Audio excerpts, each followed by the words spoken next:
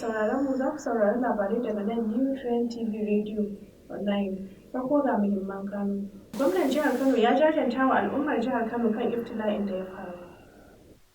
Mutane biyu sun rasa rayukansu a yayin da aka ceto mutane 7 a haɗarin kwale-kwale. Akwai yiwuwar kotu ta rushe zaben da aka gudanar a ƙasar Kenya.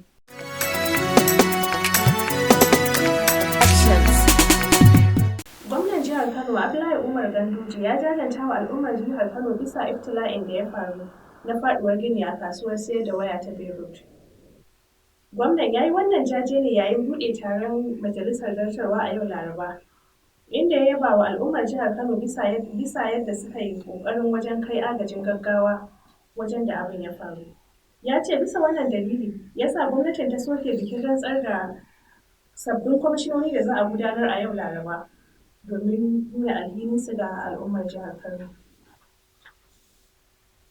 Wani matashi mai suna Ammar Ibrahim mai shekara 25 ya rasa ransa sakamakon nutsewa da ya yi a wani kogi.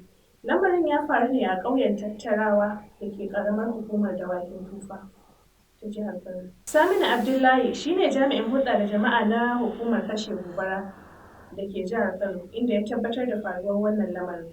Inda ya tabbatar da cewa sun yi ƙoƙarin ɗauko shi, sai dai bayan ɗauko shi suka tabbatar da rasuwarsa. A nan ɓangaren za ku ji cewa rundunar 'yan sandan jihar Kano ta shirya tsaf don kawar da dukkanin ɓata gari a faɗin jihar Kano. Sabon kwamishinan 'yan sanda Abubakar Lawal ya bayyana hakan a yayin da yake jawabin kama aiki ga manyan jami'an 'yan sandan jihar Kano. Kwamishinan ya ƙara da cewa rundunar a shirye take tsaf don fitar da sabbin dabaru na kawar da ɓata gari da masu safarar miyagun ƙwayoyi da dukkanin masu aikata muggan laifuka a jihar Kano. Masu sauraro kada ku shafa, kuna da sauraron labarai ne daga nan New Trend TV Radio Online. Za kuma ku iya bibiyar mu a dukkanin shafukan mu na sada zumunta na New Trend TV Radio Online domin kallon shirye-shiryen mu.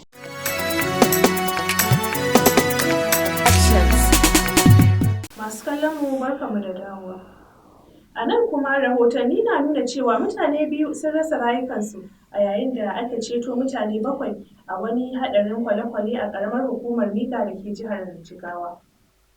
Jami'in hulɗar jama'a na rundunar 'yan sanda na jihar Jigawa, Lawan Shisu Adam, ya ce haɗarin ya afku ne a lokacin da manoma suke dawowa daga gonakinsu daga ƙauyen Sansani zuwa ƙaramar hukumar Mika. Jami'in hulɗar ya bayyana cewa wanda suka rasa rayukansu sun haɗa da Imran Rabi'u ɗan shekara 12 da Tasi'u Rabi'u ɗan shekara 14. Bayan an gano gawarwakinsu, an miƙa su ga iyayensu domin yi musu sallah.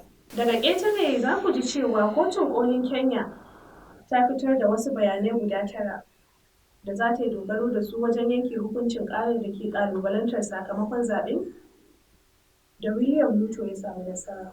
Haka zalika hukumar zaɓen ƙasar ta bai wa Raila Odinga da wasu masu ƙara da su shiga dukkanin na'urori tattara sakamakon zaben da ta yi amfani da su don gudanar da bincike. Daga nan muka kawo ƙarshen labaran, amma kafin mu karkare za ku ji muhimman kanun da kuka rigaya kuka ji. Kun ji cewa gwamnan jihar Kano ya jajanta wa al'ummar jihar Kano kan ibtila'in da ya faru. Haka zalika kun ji cewa mutane biyu sun rasa rayukansu a yayin da ake ceto mutane 7 a haɗarin kwale-kwale. Haka zalika kun ji cewa da yiwuwar kotu za ta rushe zaben da aka gudanar a ƙasar Kenya. A madadin editan da ya tace labarai Ahmad Haisam, sai ni Nabila da na karanta nake cewa bisalam.